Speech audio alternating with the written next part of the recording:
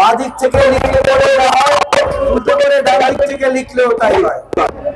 যেমন সীমার মাসি, সীমার মাসি উল্টো করে লেখেন সীমার মাসি হবে।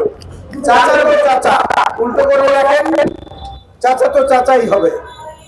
তারপরে রবীন্দ্র দানবীর, এই রবীন্দ্র দানবীরকে উল্টো করে লেখেন রবীন্দ্র দানবীরই হবে। চার সের চা মানে চা যে আমরা খাই, চার সের চা এটাকে উল্টো করেন চার সের চাই হবে। এই বর্তমান সরকারের সামনে আমাদেরকে আজকে দাবি পেশ করতে হচ্ছে। এর অর্থ হচ্ছে এরা যাই বলে যাই করে সবকিছুই উল্টো দিক থেকে বিচার করলে একই রকম হয়। তাই আমার কাছে মনে হয় দাবি জানানোর চেয়ে অনুসন্ধানী টিম করে আমাদের নিজেদেরই এই উদ্যোগ গ্রহণ করা উচিত যে কোথায় কিভাবে কি হতে পারে। নির্যাতিত নিপীড়িত যে সমস্ত বঞ্চিত কর্মকর্তারা আইন শৃঙ্খলা বাহিনীর দীর্ঘ 15 বছর ধরে যন্ত্রণায় ছিলেন, এখন কিছুটা ভালো অবস্থায় আছেন, তারা আমাদেরকে এই কাজে সহায়তা করেন। আপনাদের সহায়তা আমাদের প্রয়োজন, আপনাদের সহযোগিতা প্রয়োজন। ঘরে যখন ইলিয়াস আলীর স্ত্রী ফেরে কিংবা তার সন্তান সন্ততিরা ফেরে, তখন তাদের যে মানসিক অবস্থা সেইটা পৃথিবীর অন্য কেউ বুঝবে না, এমনকি আমরাও না। চৌধুরী আলমের পরিবারের একই অবস্থা। গুম হওয়া সমস্ত পরিবারের সদস্যরা না তাদের নামের আগে শহীদ লিখতে পারে, না তাদের নামের আগে জীবিত লিখতে পারে, না তাদের কবর জিয়ারত করতে পারে, না তাদের নামে একটা দোয়া অনুষ্ঠান করতে পারে যেটা মৃত ব্যক্তির নামে করা যায়। এইরকম যন্ত্রণা পৃথিবীতে যেন কোনো মানুষের জীবনে আর না আসে।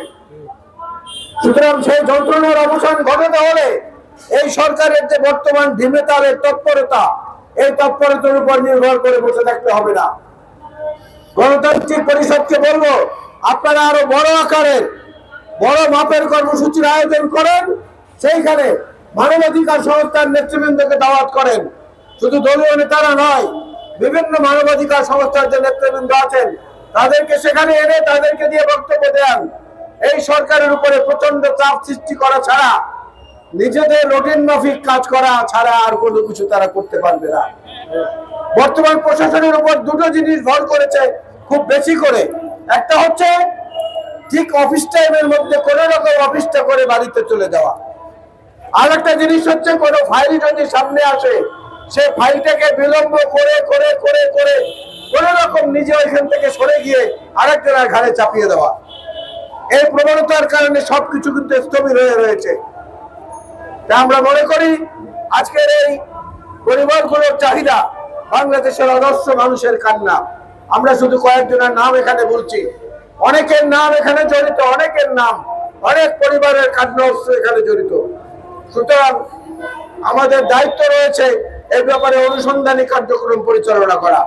আমি গণতান্ত্রিক পরিষদকে আজকের এই অনুষ্ঠানের জন্য ধন্যবাদ দেব এবং তাদেরকে বলবো ভবিষ্যতে আরো বড় কর্মসূচির আয়োজন করেন, যেটার মধ্যে সমস্ত মানবাধিকার কর্মীদেরকে আপনারা আমন্ত্রণ জানাবেন।